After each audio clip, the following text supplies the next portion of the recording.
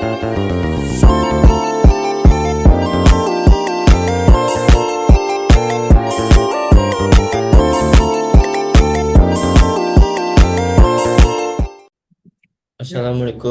kami dari kelompok Pokemon Hunter. Saya Gilang Kumena Gemilang, dengan ini teman saya. Saya Fadli Februari Surya Pratama dan ini teman saya. Saya Muhammad Reza Ilman Ingin menjelaskan program Inventory Gudang.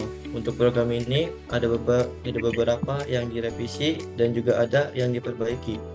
Tujuan kami membuat program Inventory Gudang untuk mengelola stok jumlah barang yang masuk dan keluar untuk menghindari kekurangan atau kelebihan stok. Ada beberapa bagian yang kami revisi, berikut akan dijelaskan oleh kelompok kami. Di sini ada menu login. Nah, di menu login ini sebelum username harus daftar dulu sebagai atau harus daftar dulu. Pencet daftar. Nah, di menu register ini ada username, tipe user, password, dan konfirmasi password. Coba. Nah, username ini harus masukin nama.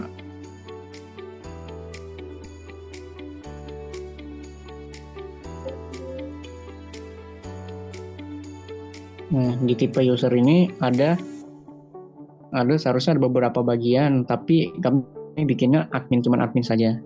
Nah, lanjut ke password. Untuk password ini nggak boleh beda ya. Kalau beda nanti bakal error. Contohnya seperti ini.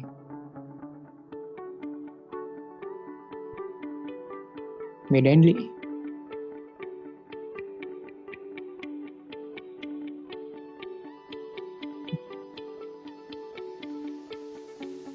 Nah, gitu. Nggak cocok.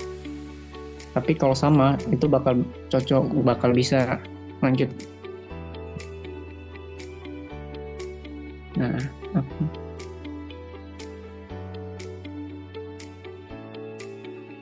Nah, di username ini nanti di username ini harus masukin username tadi yang nama tadi.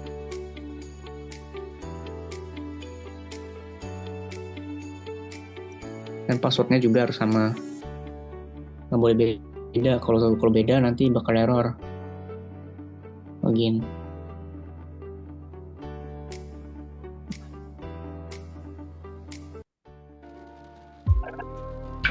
Nah, di sini kami untuk aplikasi ini saya menambahkan musik.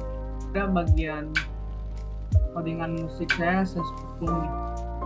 Nah, method play audio ini berfungsi untuk memainkan musiknya.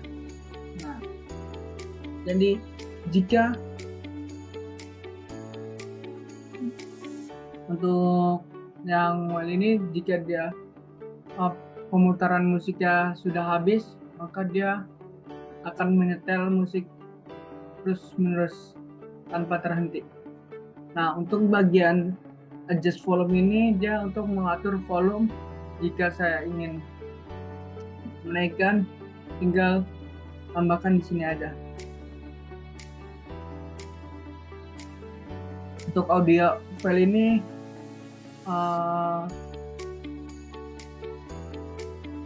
ini penempatan taruh file di mana. Dan untuk fitur di sini ada home, data master, purchasing, transaksi, inventory, dan report. Pertama kita masukkan data supplier terlebih dahulu. Ini ada menu add, delete, dan untuk editnya saya dari table. Klik add, setelah itu masukkan nama. Jika dia tidak masukkan nama supplier, dia akan menghapus semua data dengan benar. Kita masukin terlebih dahulu.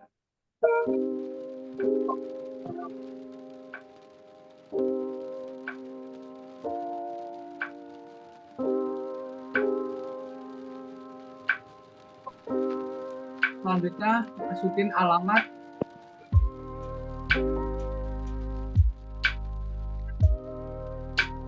selanjutnya nomor telepon,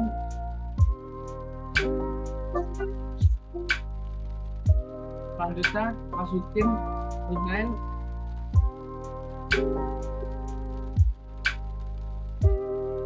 jika dia tidak menggunakan Gmail maka dia langsung memunculkan notifikasi mohon masukkan email yang valid harus mengandung ads.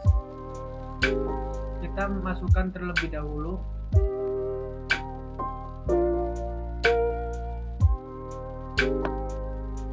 Kalau sudah mengisi datanya, kita klik simpan, data akan muncul, data berhasil disimpan. Di sini saya akan mengedit nama suppliernya Mayora Indah Tbk. Selanjutnya untuk menu delete ini saya ingin hapus data Astra Otomotif. Lalu selanjutnya dia langsung memunculkan notifikasi data berhasil disimpan. Di sini saya ada fitur cari data. Saya ingin mencari Mayora. Selanjutnya saya ingin mencari Diamond.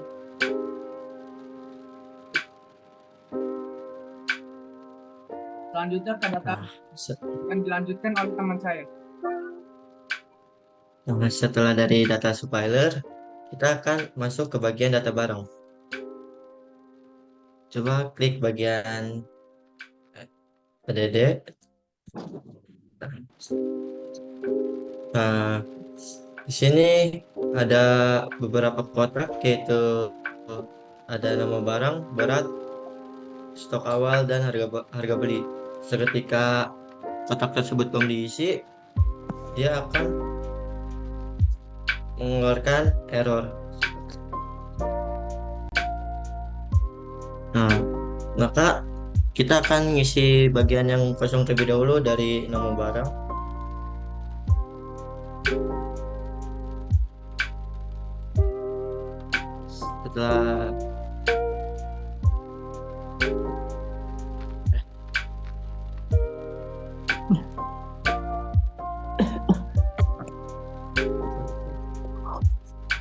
Setelah nama barang, kita akan memasukkan berat barang dari nama barang tersebut.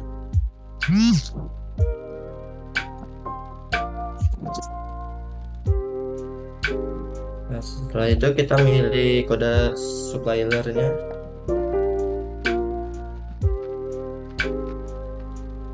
Setelah itu kita masuk ke stok awal.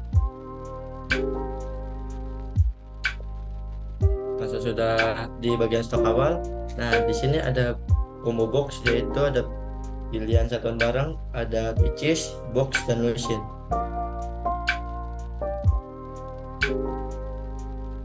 Dan setelah memilih satuan barang, kita akan memasukkan harga beli dari barang tersebut.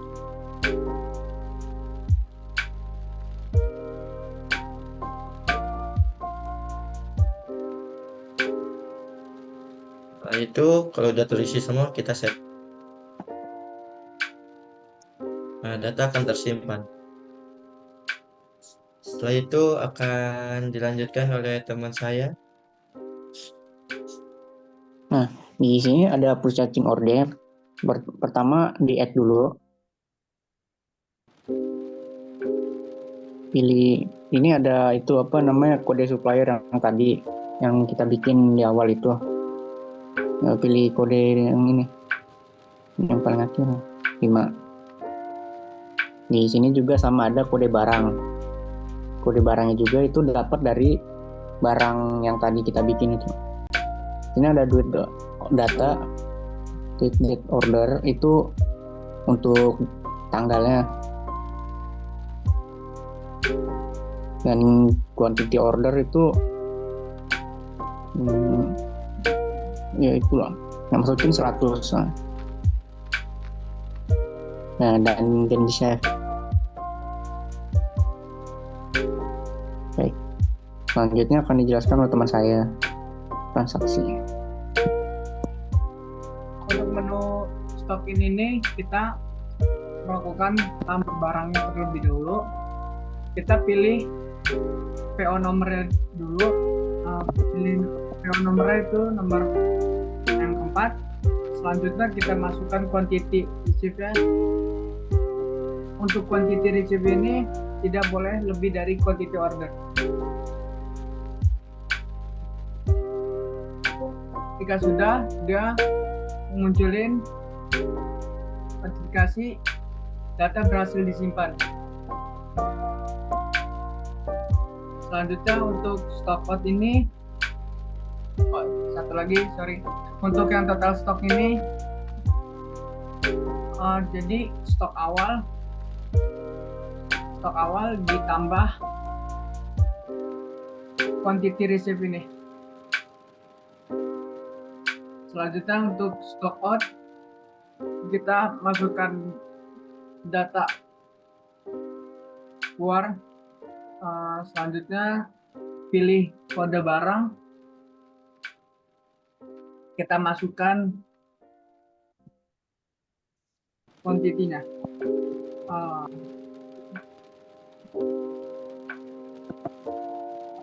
Jika sudah, kita klik button add.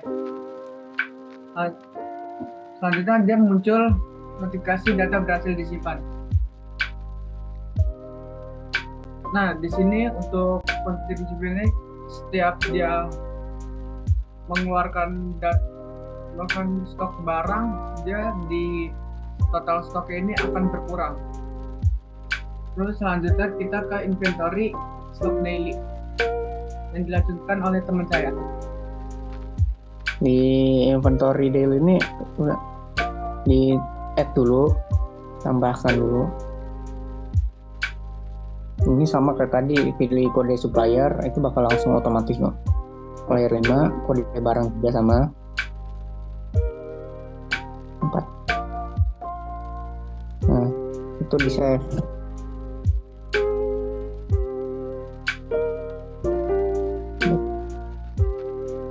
Nah, lanjut ke stock money.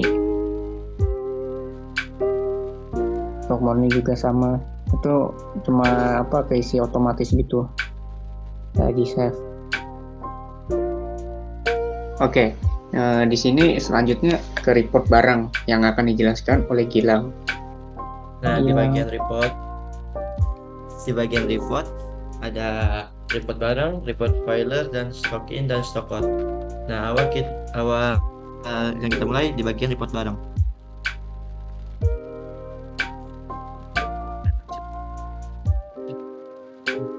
Setelah itu kita cari nama barang tersebut.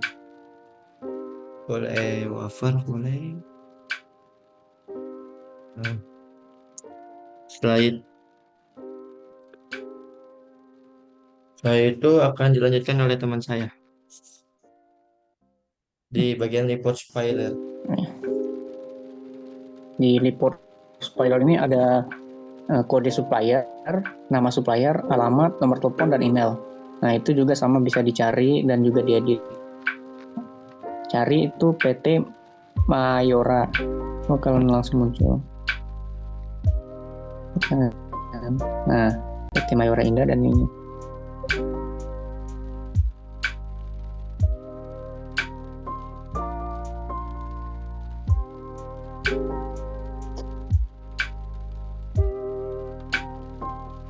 Lanjut ke stock in, akan dijelaskan oleh teman saya Fadli. Untuk report stock in ini kita mencari data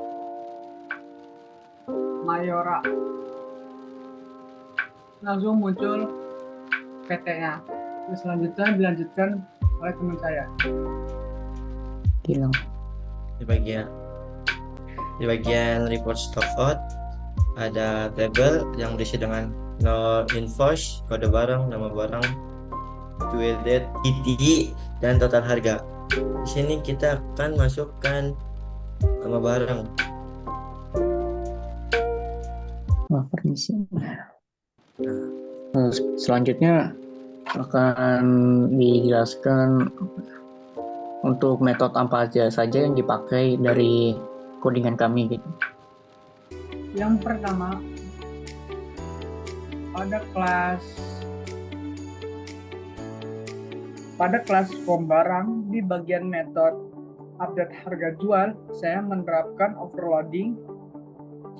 Nah, fungsi overloading itu mendefinisikan beberapa metode atau fungsi dengan nama yang sama dalam satu kelas. Contohnya seperti metode update harga jual ini. Nah, ini untuk menghitung harga jual dengan markup yang berbeda. Yang kedua di sini ada overloading update harga jual. Nah, ditambahkan dengan parameter markup. Yang ketiga di sini metode untuk menghitung harga jual berdasarkan harga beli dan markup. Selanjutnya, pada kelas supplier ini kita menerapkan konsep kelas, konstruktor, dan metode. Pada prepaid string kode supplier, nama supplier, alamat, nomor telepon, email, saya menerapkan encapsulation. Dia berfungsi untuk menyembunyikan detail internal dari sebuah objek. Nah, pada public supplier adalah sebuah konstruktor. Konstruktor ini digunakan untuk menganalisasi objek supplier dengan nilai awal untuk atribut-atribut. Di sini ada beberapa atribut, ada kode supplier, nama supplier, alamat, nomor telepon, email, dan di bawahnya ada setter getter. pada kelas barang ini kita menerapkan konsep kelas, konstruktor, dan metode. Pada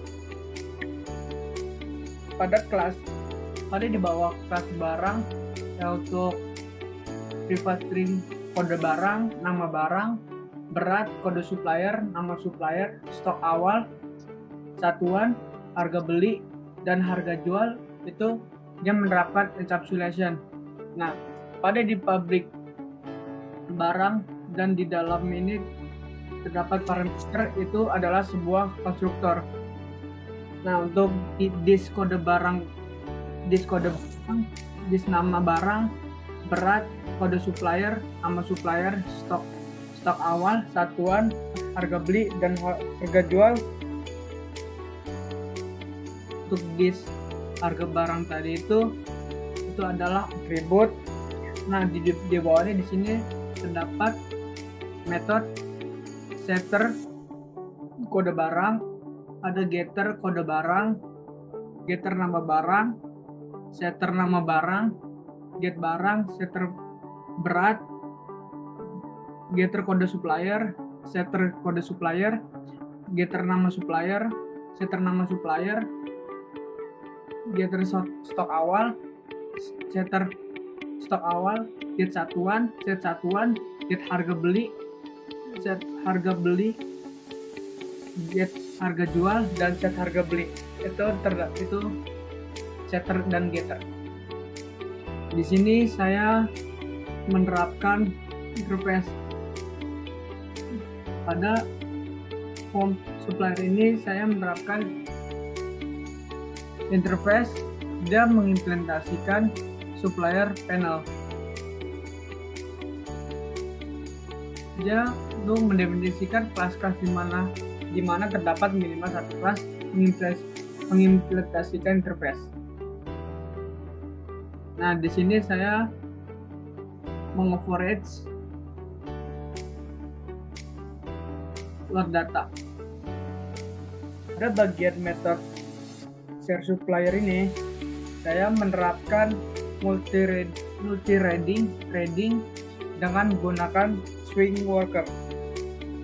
Tujuan saya menerapkan multi-threading untuk menjalankan pencarian data supplier di latar belakang agar pengguna tetap responsif saat melakukan pencarian data. Nah, untuk string keyword sama dengan textures, get text, if, keywords, titik equals pencarian itu contohnya seperti ini.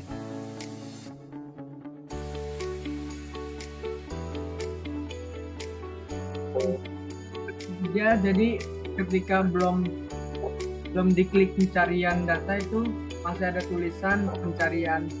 Nah, ketika diklik itu dia akan hilang. Contohnya seperti itu. Untuk bagian swing worker, void worker ini mendefinisikan bahwa swing worker ini tidak mengembalikan nilai void dan tidak menerima input void. Untuk metode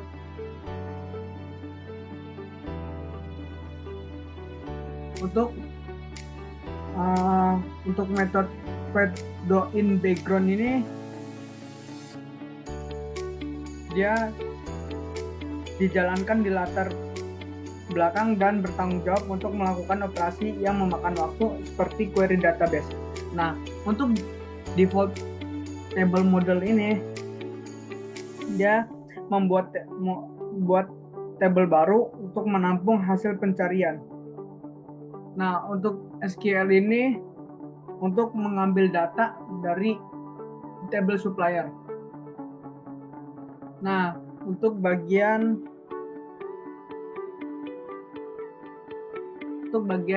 swing utilities in local letter itu fungsinya untuk memastikan pembaruan antar muka pengguna dilakukan di IDT atau event dispatch thread. Karena komponen GUI ini swing hanya boleh diakses dan diubah dari IDT. Nah, IDT itu adalah sebuah thread khusus dalam aplikasi GUI Java Swing yang bertanggung jawab untuk menangani semua event GUI, termasuk input pengguna, pembaruan antar pengguna, dan interaksi antar pengguna. Nah, untuk worker .execute ini berfungsi itu untuk eksekusi yang akan menjalankan metode do-in background di latar belakang.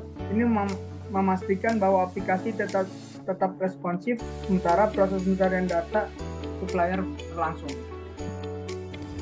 Nah, di sini saya akan menerapkan Javadoc pada bagian kelas bareng. Sebenarnya Javadoc itu seperti komentar biasa pada biasa umumnya, tetapi Javadoc tuh lebih tepatnya dia tuh kayak semacam komentar, tetapi komentarnya itu bisa di-upload di GitHub dan bisa akan menjadi ke HTML. Pada bagian button simpan, saya menerapkan instance of gbutton. Pada yvt.getSource itu mengembalikan objek sumber dari event tersebut. Dalam hal ini adalah tombol yang diklik. Nah, instance of adalah operator di Java yang digunakan untuk memeriksa apakah suatu objek adalah instance dari kelas tertentu atau subclassnya. Pada bagian if yvt.getSource instance of gbutton, berarti kode ini memeriksa apakah sumber dari event adalah sebuah instance dari kelas gbutton. Jika true, maka blok kode di dalam akan dieksekusi. Jika yvt.getSource emang sebuah gbutton, maka kode melakukan casting gbutton sama dengan gbutton yvt.getSource itu casting diperlukan untuk mengonversi objek dari tipe umum ke tipe khusus agar kita bisa menggunakan metode dan properti khusus. Nah, pada bagian if button button.getText add itu memeriksa apakah teks pada tombol add. Jika benar, maka blok kode di dalamnya akan dijalankan. Jika kedua kondisi terpenuhi, maka metode save akan dipanggil untuk melakukan operasi simpan data. Sekian dari kelompok kami. Mohon maaf bila ada kata salah. Mohon dimaafkan. Wassalamualaikum warahmatullahi wabarakatuh. Thank